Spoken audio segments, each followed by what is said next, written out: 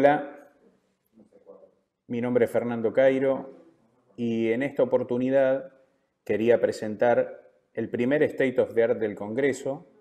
Este State of the Art lo va a dictar el doctor Manuel Romero Gómez, que es hepatólogo, es español, y su tópico a discutir va a ser cuándo pensar en la esteatohepatitis no alcohólica, que el paciente puede desarrollar hepatocarcinoma, cómo buscarlo y cuáles son las opciones terapéuticas. Así que espero que disfruten la disertación de Manuel y con ustedes les doy la bienvenida. Muchas gracias.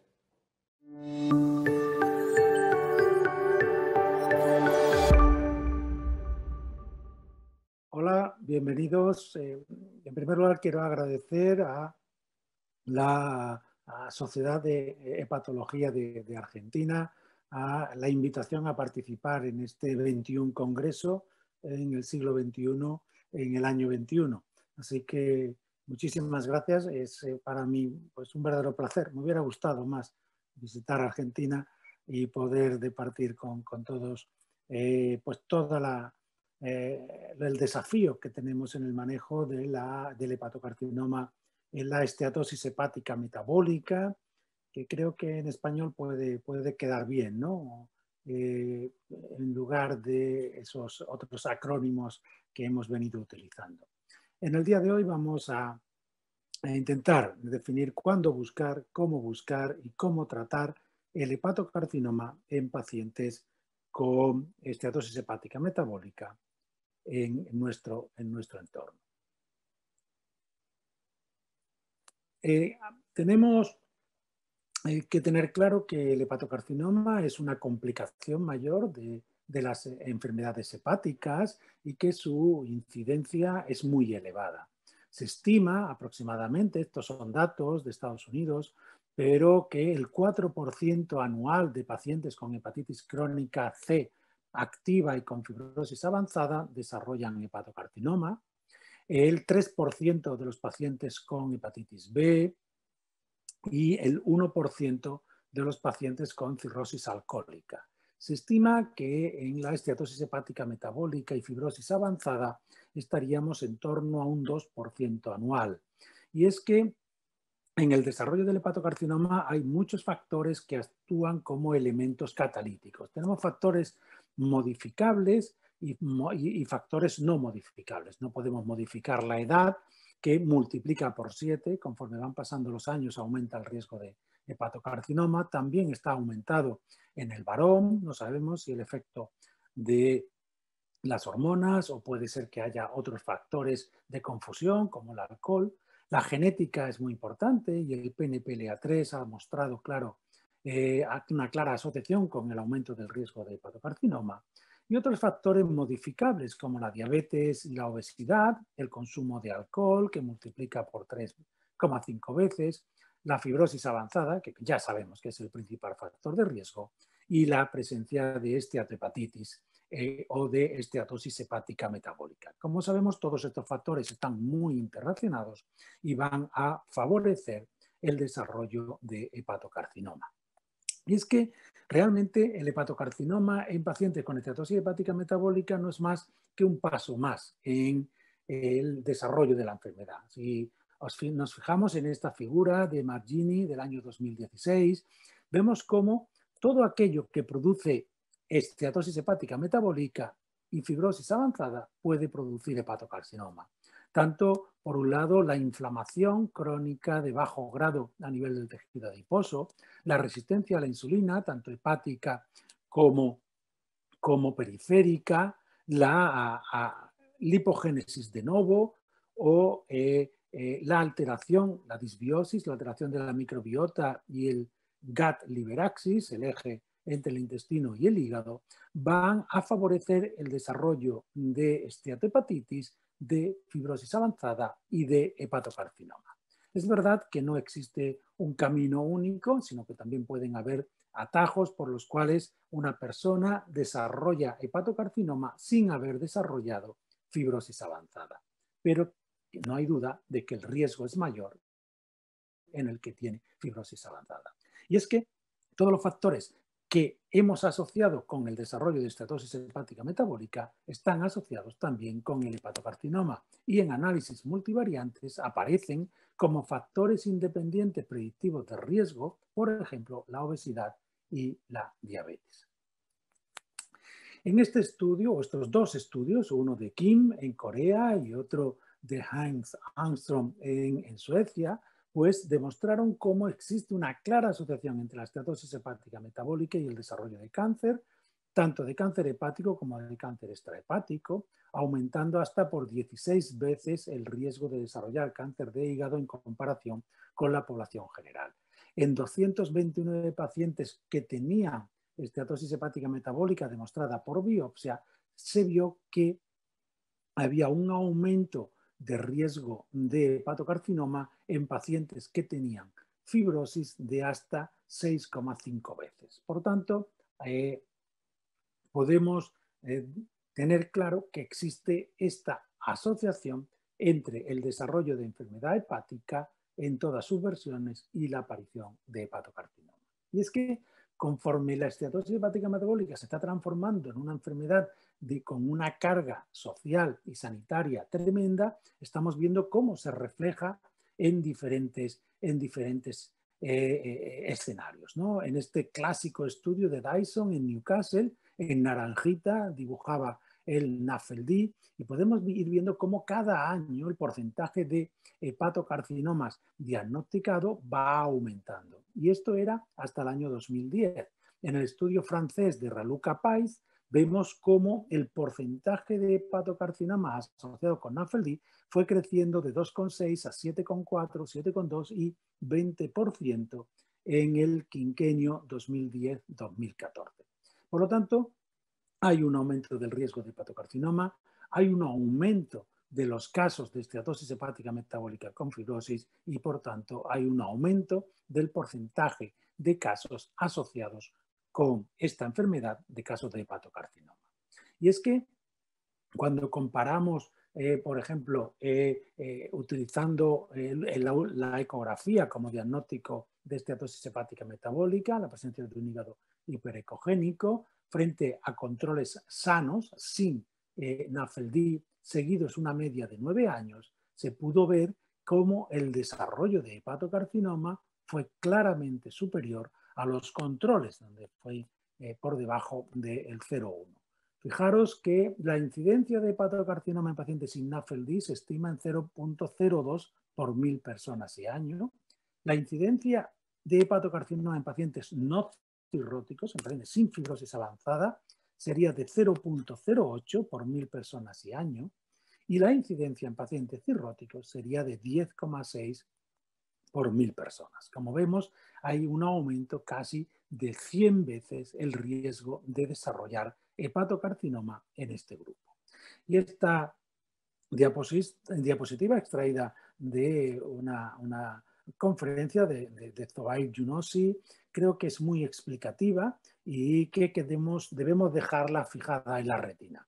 Vemos cómo en la historia natural, desde que una persona tiene un hígado sano y normal hasta que desarrolla una esteatosis hepática metabólica en forma de esteatosis simple, sin esteatohepatitis, entre un 7 y el 30% desarrollará una esteatohepatitis y posteriormente aproximadamente un 10% desarrollará fibrosis, esteatohepatitis con fibrosis. Y se producirá una progresión desde F1, F2, F3 hasta la cirrosis. En pacientes con fibrosis avanzada, teniendo en cuenta todos los datos obtenidos en estos diferentes estudios realizados en un consorcio internacional en numerosos países, pues se puede estimar que, como decíamos al principio, un 2%, un 2,3%, depende de cómo de seguro estemos que el paciente tiene fibrosis avanzada, van a desarrollar un hepatocarcinoma. Pero en pacientes con esteatohepatitis sin fibrosis se estima que hasta el 0,5% cada año podrían desarrollar un hepatocarcinoma. Por lo tanto, tenemos una fase de la enfermedad donde la principal causa de muerte es la cardíaca o la cardiovascular y después un momento en el que a partir del desarrollo de fibrosis avanzada, donde la principal causa de muerte son las complicaciones hepáticas y el hepatocarcinoma. Por lo tanto, el manejo del hepatocarcinoma, ya sabemos que cuando hemos de buscar, pues hemos de buscar en todo paciente que tenga una esteatosis hepática metabólica con fibrosis avanzada. ¿Y cómo vamos a buscar? Pues esa es otra tarea no resuelta. Tampoco tenemos una respuesta clara que nos permita definir el escenario. Hemos venido utilizando durante mucho tiempo marcadores bioquímicos como la alfa-fetoproteína, a pesar de que sabemos que su rendimiento diagnóstico como herramienta para el diagnóstico precoz es absolutamente subóptimo, ¿no? Es muy bajo. Utilizamos una ecografía hepática semestral cada 6 meses con un rendimiento muy interesante, pero veremos que en este tema que nos trata hoy concretamente, que es la esteatosis hepática metabólica, vamos a ver que la ecografía puede tener ciertas barreras, ciertas dificultades y puede ser subóptima en un alto porcentaje de pacientes. Y por último, podremos plantear la necesidad de utilizar herramientas como la tomografía computerizada o la resonancia magnética que permiten una evaluación completa del hígado, son más costosas, están menos accesibles, pero permiten hacer un diagnóstico de certeza del hepatocarcinoma y, por supuesto, detectar lesiones en fases muy precoces. Por tanto, ha sido un desafío cómo abordarlo y para abordar el riesgo de hepatocarcinoma en pacientes con NAFLD, inicialmente se planteó que, bueno, dado que el cáncer podía aparecer en pacientes con fibrosis avanzada y sin fibrosis avanzada, que habría que estudiarlos a todos. Pero esto es inabordable, no hay sistema sanitario que se lo pueda permitir. Y por tanto empezaron a aparecer una serie de perfiles. En Europa se puso en marcha un estudio que incluía el PNPLA3, la edad, el sexo, el índice de masa corporal, la presencia de diabetes y la cirrosis para catalogar a los pacientes como en riesgo o no de desarrollar hepatocarcinoma y, por tanto, de ser susceptible a ser incluido en un programa de seguimiento y de diagnóstico precoz. En Japón, el estudio multivariado concluyó que estas 4 variables serían suficientes para calcular el riesgo, como son la edad, la AST, las plaquetas o la diabetes. Pero ha sido este score que publicó Yanou en Journal of Hepatology en 2019, demostró claramente que un score basado en 7 variables, que eran la edad, el sexo, el índice de masa corporal, la diabetes, el contagio plaquetario, la AST, ALT y la albúmina, permitía calcular el riesgo de hepatocarcinoma a 3 años y el riesgo de hepatocarcinoma a 5 años. Y esto nos podría permitir clasificar a los pacientes de bajo, medio o alto riesgo y, por tanto, dependiendo del riesgo, implementar medidas de cribado. Este modelo está disponible en esta página web. Este es un ejemplo que puse de una mujer de mi consulta, 66 años, 29 kilos por metro cuadrado, diabética, 137.000 plaquetas, AST 46, mayor que la ALT, de 34 y albúmina de 3,8, nos deparaba un riesgo de 1,18% de hepatocarcinoma en 3 años y 2% en 5 años. Y es que este score permite claramente dividir a los pacientes en pacientes de alto riesgo, de riesgo moderado o de bajo riesgo. Y como podéis ver en la gráfica, existe un fantástico solapamiento entre lo predicho y lo observado, entre lo observado y lo esperado, ¿no? Es claramente superponibles ambas líneas. Por lo tanto, probablemente el uso de esta calculadora de riesgo de hepatocarcinoma en paciente con esteatosis hepática metabólica puede ser una herramienta tremendamente útil en nuestra práctica clínica. Más allá de las variables clínicas que disponemos en cualquier historia, podemos dar el salto de plantear un score de riesgo poligénico. El grupo de Luca Valenti en Milán publicó este artículo en el cual unía 5 genes claramente relacionados con la esteatosis hepática metabólica y por consiguiente con el desarrollo de cáncer. Tenemos el PNPLA3, el TM6SF2, el EMBOAT7, el GCKR y el HSD17B13. Son 5 genes que aumentan el riesgo de desarrollar hepatocarcinoma cuando están mutados, excepto el HSD17, que es un gen protector, ¿no?, que evita que progrese la enfermedad y que se desarrolle hepatocarcinoma. Es muy curioso, muy relacionado con la diapositiva que ponía al principio de la charla, y es que vemos cómo los mismos genes que están asociados con el riesgo de desarrollar esteatosis, de desarrollar esteatohepatitis, de desarrollar fibrosis avanzada, son los mismos que también predicen el riesgo de hepatocarcinoma. Y además podrían predecir el riesgo de hacer hepatocarcinoma sin tener fibrosis avanzada. Y esto, de alguna manera, nos permitiría tener un perfil personalizado de qué pacientes tenemos que priorizar para hacer cribado de hepatocarcinoma, tenemos que priorizar para incluir en ensayos clínicos, para intensificar el estilo de vida o para trabajar de manera específica con ellos para evitar que tenga lugar esta complicación tan temible de la esteatosis hepática metabólica. Como comentaba antes, ¿cómo hacer el cribado? Pues ha sido una pregunta y Simmons en 2017 lo abordó de una manera muy interesante porque analizó cuáles eran las principales variables que influían en la calidad de la ecografía hepática como herramienta de cribado. Y fijaros que cuando miramos el estudio multivariado, vemos que la presencia de obesidad, conforme aumenta la obesidad en el paciente, va aumentando el riesgo de tener ecografías inadecuadas o de baja calidad, y que además la esteatohepatitis no alcohólica, la esteatosis hepática metabólica, es también otro factor que influye en esa pérdida de calidad. No influye el nivel de transaminasas o algunos otros factores clásicos que hemos tenido en mente, ¿no? Fijaros que aproximadamente 2/3 de las ecografías son adecuadas, pero 1/3 son inadecuadas. Y esto es, primero, porque la ecografía es operador dependiente, necesitamos a personas altamente motivadas y altamente experimentadas en la ecografía. Y es por ello que es muy frecuente que la ecografía realizada por un hepatólogo pueda tener mejor rendimiento.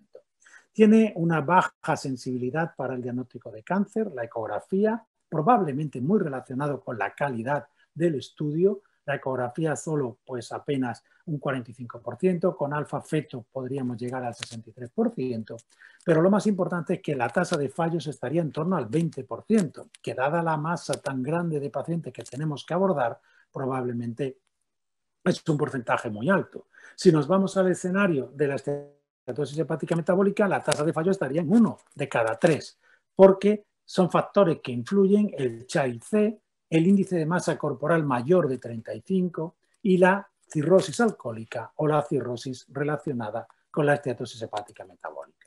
Por lo tanto, tenemos que tener en mente que la herramienta clave para el cribado del hepatocarcinoma, que es la ecografía, tiene una serie de barreras y limitaciones que hacen que tengamos que utilizar otras herramientas.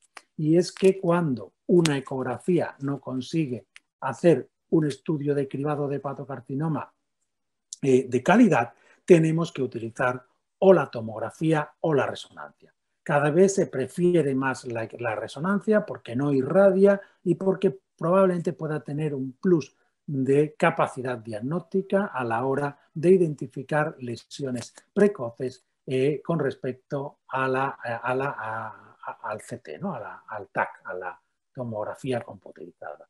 Por tanto, tenemos por un lado la alfa-fetoproteína, por otro lado la ecografía y por otro lado la resonancia.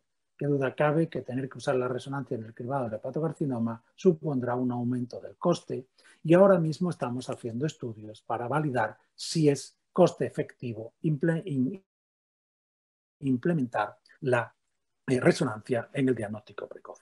Porque ¿qué podemos hacer en un paciente que tiene esteatosis hepática metabólica y fibrosis avanzada, un 2,3% de riesgo de progresión hacia hepatocarcinoma? Pues tenemos que plantear cómo intervenimos, una intervención en estilo de vida que consiga una pérdida de peso puede ser muy beneficiosa para evitar el cáncer, sobre todo la dieta mediterránea, así como el tomar café y evitar el alcohol y el tabaco. Y es algo que tenemos que hacer en nuestros pacientes. Fijaros cómo reduce el riesgo de hepatocarcinoma tomar 4 o 5 tazas de café al día, ¿no? El metaanálisis con todos estos estudios, tanto de cohortes como de casos controles, son claramente significativos y disminuyen entre 1/3 y la mitad el riesgo de hepatocarcinoma. Así que esto tenemos que tenerlo en mente. No sé si el mate podrá tener propiedades similares o no. Lo otro que podemos hacer es utilizar fármacos que, aunque no han podido demostrar ser útiles en el manejo de la esteatosis hepática metabólica, sí son útiles para prevenir el cáncer. Uno es la metformina.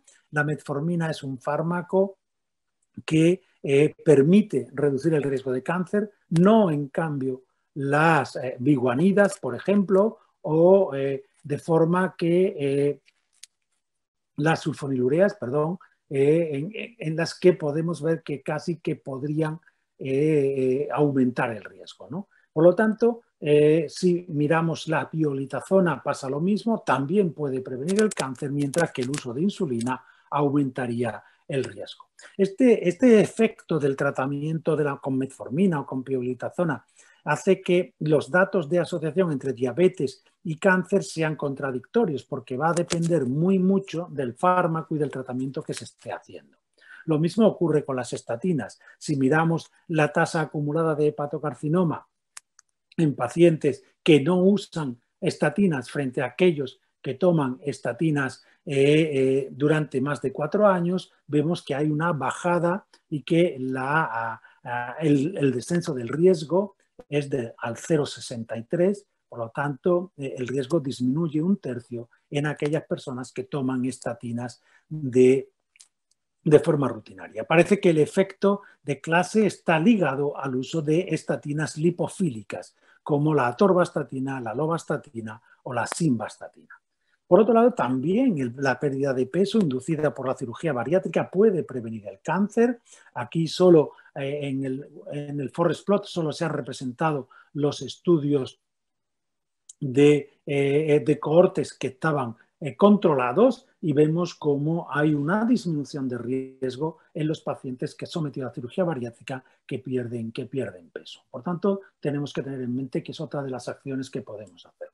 Rohit Loomba ha liderado un expert review en gastroenterology del año pasado, llegando a 8 afirmaciones que yo he resumido en estas 6 y que subrayo completamente. El screening de hepatocarcinoma se debe hacer en todos los pacientes con NASH y cirrosis o con NASH y fibrosis avanzada utilizando métodos no invasivos, que no podemos recomendar hacer cribado de hepatocarcinoma en pacientes con NAFLD sin fibrosis, que la ecografía tiene que ser de alta calidad y si no lo es hay que usar el TAC o la resonancia utilizándolo para el cribado del hepatocarcinoma, que tenemos que recomendar encarecidamente, y creo que no lo hacemos, que nuestros pacientes dejen de beber alcohol y dejen de fumar, que tenemos que buscar excusas para implementar un cambio en el estilo de vida y para indicar metformina y estatinas. Cualquier excusa es válida para ponerlo, no hace falta que el paciente sea diabético ni que tenga una hiperlipidemia aterogénica. Lo importante es encontrar una excusa para que nuestro paciente tome este tratamiento que puede prevenir el cáncer y, por supuesto, toda la intervención que modifique el peso, que cambie el estilo de vida, ya sea con fármacos, con endoscopia o con cirugía, podrían prevenir el hepatocarcinoma. Y ya por último, la última pregunta, ¿cómo vamos a tratar El hepatocarcinoma en el paciente con esteatosis hepática metabólica es un tumor que tiene algunas peculiaridades. Por supuesto, vamos a utilizar el esquema terapéutico de BCLC en una excelente revisión de este año de Josep María Llobet. Vuelve a insistir en todos los conceptos que se han ido consolidando a lo largo de los últimos 20 años y qué duda cabe que hemos de tener en cuenta la carga tumoral y el performance status del paciente. Tenemos que tener en cuenta la disfunción hepática y la existencia de hipertensión portal. Y en el paciente con NAFLD y hepatocarcinoma tenemos que tener en cuenta los trastornos metabólicos como la diabetes y la obesidad, la disfunción renal y el riesgo cardiovascular, porque puede influir en nuestra decisión a la hora de hacer cirugía, de hacer trasplante o de programar una terapia sistémica. Como está establecido en pacientes con un diagnóstico muy precoz de hepatocarcinoma, o sea, un único nódulo de menos de 2 centímetros y una función hepática perfecta sin afectación del performance status y sin hipertensión portal, podemos decidir si hacemos una ablación o una resección. Si nuestro paciente está en un estadio precoz, pero no early, no very early, pues, o sea, que tiene un nódulo único o 3 nódulos menores de 3 centímetros, con un child A o B, un performance status perfecto. Si es un único nódulo, podemos plantear la posibilidad de operar si no hay hipertensión portal. Si no es un único nódulo, pues tendremos que plantear la posibilidad de hacer trasplante hepático. Si el paciente no es candidato a trasplante, le podríamos plantear o una radiofrecuencia, una ablación o una quimioembolización. La quimioembolización será el tratamiento de elección en los estadios intermedios que no tengan una trombosis portal, mientras que para los pacientes con estadio avanzado, cuando ya hay invasión portal, hay adenopatías, hay metástasis y hay una afectación del performance status, nos quedaría la terapia sistémica. Como sabemos, la primera línea sería atezolizumab, la segunda sorafenib, lenvatinib y la tercera regorafenib, cabozantinib, ramucirumab y por uso compasivo, pues nivolumab, pembrolizumab o incluso nivolumab y ipilimumab. Todo esto es absolutamente idéntico en pacientes con NAFLD o no. Lo que tenemos que tener muy claro es la evaluación cardiovascular, la evaluación del control de la diabetes y la evaluación del riñón. Porque operar a un paciente con un hepatocarcinoma y una esteatosis hepática metabólica tiene unos resultados absolutamente similares a aquellos que, por ejemplo, tienen un hepatocarcinoma asociado a hepatitis C. Aquí vemos las curvas, en rojo el virus C, en azul el hepatocarcinoma asociado a síndrome metabólico. Por otro lado, la supervivencia tanto del injerto del paciente como del injerto, pues es absolutamente superponible en pacientes que tienen hepatocarcinoma asociado a esteatohepatitis, a NAS en este caso, o a no NAS, ¿no? Vemos las líneas rojizas, son absolutamente superponibles. Y la supervivencia global después del trasplante, como vemos, es el NAS se encuentra en medio del pelotón y no hay diferencias entre las diferentes etiologías. Por lo tanto, podemos concluir que entre un 20 y un 30% de los carcinomas hepatocelulares aparecen en pacientes no cirróticos, que la alfa-fetoproteína es un biomarcador subóptimo, que en pacientes con una ecografía que no sea de alta calidad tenemos que utilizar el TAC o la resonancia en los programas de cribado, que una intervención en el estilo de vida para promover la pérdida de peso puede promover la resolución del NAS y la regresión de la fibrosis y, por tanto, prevenir el hepatocarcinoma, como consiguen la metformina y las estatinas. Tenemos que tener un cuidado especial en el manejo del riesgo cardiovascular y de la enfermedad renal, que tienen que ser cuidadosamente evaluadas en pacientes antes de la cirugía y, sobre todo, antes del trasplante. Y, por supuesto, el desarrollo de neoplasias extrahepáticas, de neoplasias de novo después del trasplante hepático, tiene que estar estrechamente monitorizado.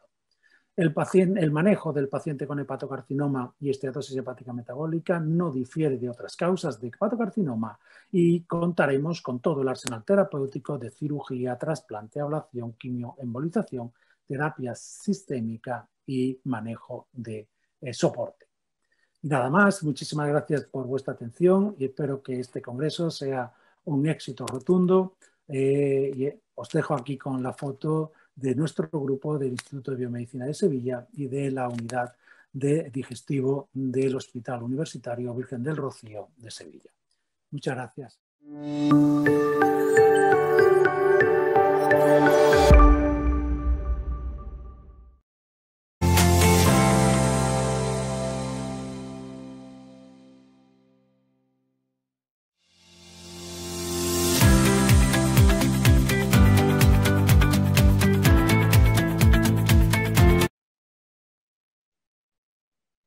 Hola, bueno, me presento nuevamente, soy Fernando Cairo y tengo el honor de ser el presidente de este congreso, pero el mayor honor es poder presentar a Manuel. Yo después les voy a pedir que tomen unos minutos y lean el CV de Manuel, que lo tienen en la página del congreso para demostrar la categoría académica de este profesional y la humildad. Y creo que eso es vital. Manuel para mí fue un nuevo hallazgo de nuestra sociedad porque es la primera vez que viene y fue invitado por un amigo de los dos que es Sebastián Ferretti.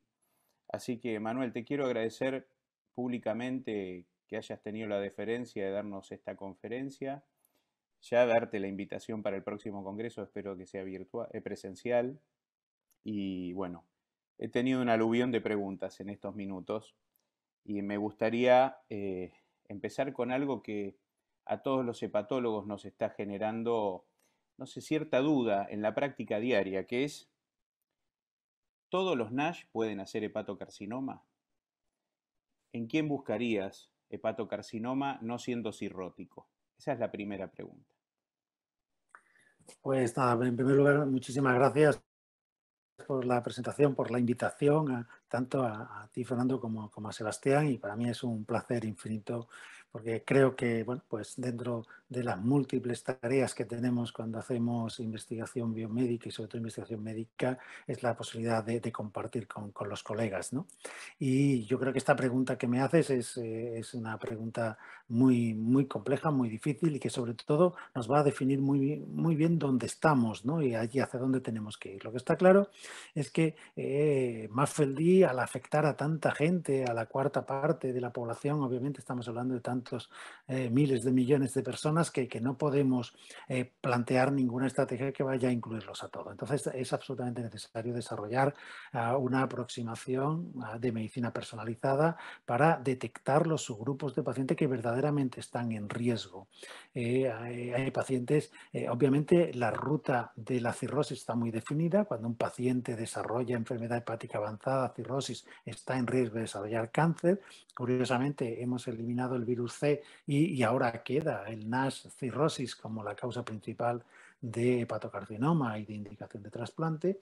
Y luego están los pacientes que tienen pues, la capacidad o barra desgracia, ¿no?, de hacer un hepatocarcinoma directamente sin pasar por la fibrosis avanzada, ¿no? Yo creo que en este momento los números, aunque cuando uno mira la montaña de cáncer, lo que aporta el NASH es mucho y por tanto dentro de esa cohorte es un número muy representativo, dentro del número global de pacientes con NASH sigue siendo muy bajo. Y por ello, antes de abordar la problemática de la detección precoz y el cribado de hepatocarcinoma en pacientes sin fibrosis avanzada, tendríamos que desarrollar esos biomarcadores que nos permitan clasificar el riesgo en esta población. Perfecto, perfecto.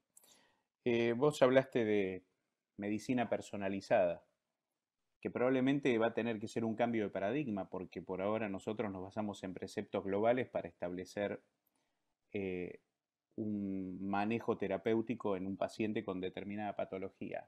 Ahora, si hablamos de medicina personalizada, ¿vos considerás que en el tratamiento deberíamos personalizarlo en base a una biopsia del hepatocarcinoma?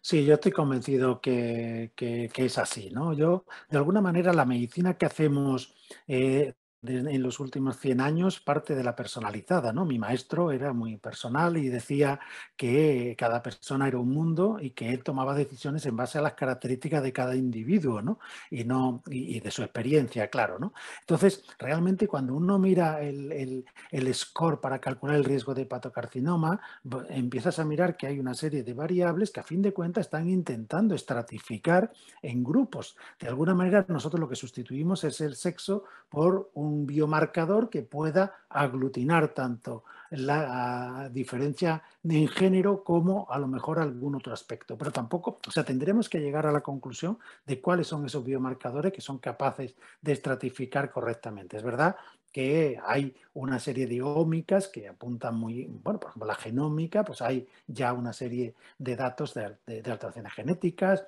hay epigenéticas, el papel de la microbiota, que es muy importante, la metabolómica, pero lo que sí es verdad es que nosotros tenemos que mirar ahí. Cuando miramos libre de hipótesis, asumimos un alto riesgo y es muy fácil no encontrar nada o no encontrar nada de valor, ¿no? Como en la fiebre del oro hace muchos, Así muchos es. años, ¿no? Entonces, ¿qué hacemos ahora? Pues que lo que sí tenemos es la convicción de que va a haber biomarcadores que van a definir la mejor pauta terapéutica.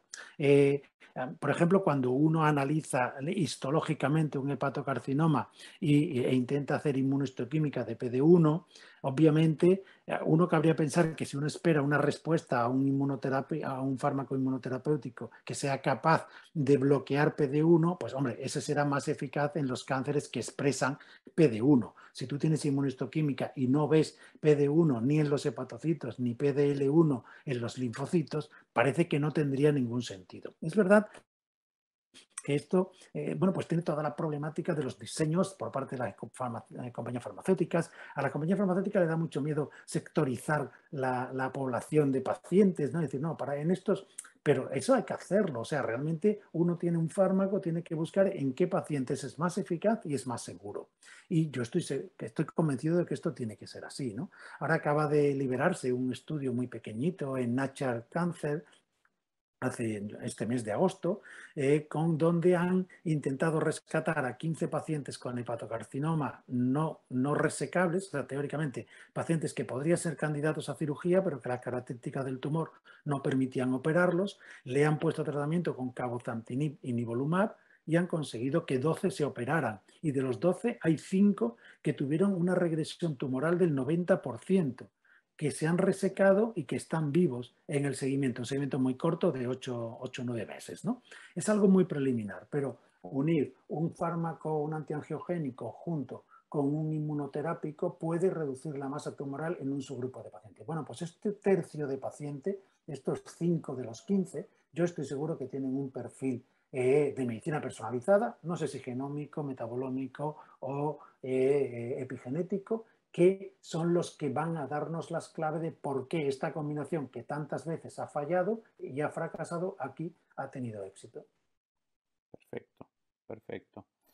Me hacen dos preguntas. La primera, si tenés datos de la vida real de hepatocarcinoma en NASH.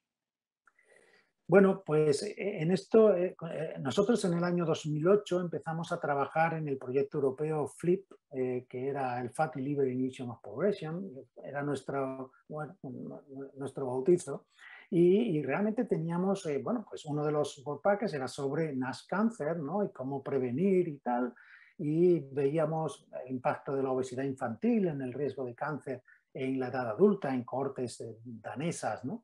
Y cuando buscamos en nuestros hospitales, apenas encontrábamos casos. Encontrar, por ejemplo, NAS en no cirrótico, apenas había. NAS en cirróticos, la mayoría había algo de alcohol, ¿sabes? Digo, o sea, hepatocarcinoma en NAS cirrosis, ¿no? Entonces, era muy poco. Pero a mí lo que me llama la atención es cómo ha ido aumentando. Y es como si esto fuese una ola, como si fuera un tsunami que tú estás dando una vuelta por la playa, no ves nada, de pronto te vuelves y te viene la Sí, ola encima. Y es que yo creo que en los años 70, en los años 80 se cambió la forma de estilo de vida, lo que se hacía en los años 60, los niños estaban en la calle, había poca comida, no había posibilidad de engordar de ninguna manera y además lo poco que se comía era saludable. Aquello cambió a un aumento de la comida basura, de las dietas occidentales, el mando a distancia, la gente no se mueve, la gente no sale, no hace deporte y se empieza a crear una generación y ahora estamos viendo las consecuencias. Y las consecuencias es que con esta tasa de obesidad, de diabetes y de NASH vamos a encontrarnos. Y ahora estamos viendo cómo el número de pacientes que se trasplantan por NASH cáncer está multiplicándose cada año y el número de pacientes con NASH cirrosis que se trasplantan también están ganando cada vez más espacio en las indicaciones. Por lo tanto, la sensación que yo tengo en datos nuestros de Virgen del Rocío, del programa de trasplante y de la unidad de hepatología, es que el diagnóstico de hepatocarcinoma en NASH está aumentando, sin que yo pueda explicar más que a través de ese símil con el tsunami, ¿no? Esto se ha ido creando, se ha ido trabajando en las últimas décadas y ahora empezamos a ver. Y el pronóstico es que de aquí a 20 años sea un problema de salud de primerísima magnitud. Sí, nosotros vemos lo mismo, como charlábamos anteriormente, la prevalencia de hepatocarcinoma en la lista de espera de trasplante hepático se llevó hoy la mayor parte. Estamos hablando de un promedio de 37-40% de los trasplantados en Argentina tienen hepatocarcinoma y bajando la tendencia de las hepatitis virales. Así que sí, Así es. eso a nosotros nos pasa lo mismo. Otra pregunta, vos hiciste referencia en tu conferencia a las estatinas en hepatocarcinoma. Es atractivo porque las estatinas las tenemos al alcance de la mano, es decir, yo no creo en Argentina a alguien que no conozca una estatina aunque no la tome. ¿Cómo podrías explicar un poquito más o cuál es la hipótesis para pensar que mejora Las esa sensación? estatinas y la metformina irían en el mismo vagón. Son fármacos que desde un punto de vista fisiopatológico tienen capacidad de bloquear el desarrollo de cáncer, ¿no? La metformina es capaz al eliminar la resistencia a la insulina, al hacer que IRS1 se exprese, toda la vía de AKT se permite un downstream sin ningún problema. Aquí la problemática está cuando ese paciente desarrolla una situación de por ejemplo, cuando una persona tiene una hipercolesterolemia, obviamente tiene un riesgo aterogénico, pero también tiene un estado de inflamación. Y ese estado inflamatorio, una inflamación sistémica de bajo grado, va a ser responsable, por ejemplo, del desarrollo del cáncer. Si nosotros usamos las estatinas, vamos a mejorar la homeostasis lipídica, vamos a disminuir la oxidación de la LDL, vamos a disminuir el estrés oxidativo, vamos a disminuir la inflamación y a la postre tenemos datos de cohortes. Es verdad que un estudio bien hecho de decir vamos a comparar una cohorte de pacientes en riesgo de hepatocarcinoma utilizando cualquiera de los scores de riesgo, a uno le damos estatinas y a otro le damos placebo y ver a los 5 años cuál es la tasa de cáncer, no se ha hecho, pero los estudios indirectos, tanto de metaanálisis, de grandes cohortes de decenas de miles de pacientes, sobre todo en Asia, recibiendo estatinas o no, y cuando se comparan los resultados, el riesgo de hepatocarcinoma, está claro que tanto las estatinas, sobre todo la simvastatina y la atorvastatina, son capaces de disminuir el riesgo de cáncer, igual que la metformina. Y la metformina, además, por ejemplo, con la cosa de que la diabetes favorece el cáncer, con lo que la metformina hace un efecto beneficioso en un escenario totalmente adverso, ¿no? Y desde mi punto de vista, yo lo he intentado varias veces, hemos pedido proyectos europeos, proyectos nacionales para demostrarlo, para hacer eso, ¿no? Para coger una cohorte, 500 pacientes en riesgo de hepatocarcinoma, a la mitad se les da estatina y metformina y a la otra mitad se le da placebo y demostrarlo. Yo estoy convencido de que estos fármacos funcionan y que pueden disminuir claramente ese riesgo de desarrollo de hepatocarcinoma. Creo que tenemos datos científico-técnicos y tenemos datos epidemiológicos. Manuel, una respuesta cortita a esta pregunta. Dicen así, ¿recomendarías hacer en todas las biopsias hepáticas inmunohistoquímica para analizar el patrón de ese tumor? Sí, Yo recomendaría, creo que en el crecimiento, en la investigación de este tumor, tenemos que mirarlo más claramente a la cara y para ello necesitamos biopsiarlos a todos los que podamos y hacer inmunohistoquímica y otros procedimientos de laboratorio que nos va a permitir conseguir mucha información. Perfecto. Bueno, faltando un minuto para el cierre de esta conferencia, que para mí fue magistral, fue un State of the Art. Te quiero agradecer, Manuel, nuevamente. Ojalá podamos conocernos en persona en un futuro no muy lejano. Quiero agradecerle a los espectadores. Vamos a tener un break ahora de 45 minutos y a las 2 seguimos con la segunda parte del curso precongreso de patología adultos. A la tarde vamos a hablar de hepatitis virales y tendremos el cierre con el State of the Art de Jordan Feld, que es otro amigo de la casa, hablando de cómo llegar al 2030. A todos muchas gracias. Gracias, Manuel, nuevamente. Sos un amigo de Muchísimas la gracias, casa. Fernando. Un placer infinito. Que lo paséis bien y que sigáis aprendiendo muchísimo en este Gracias. maravilloso congreso. Gracias. Buenas tardes a todos.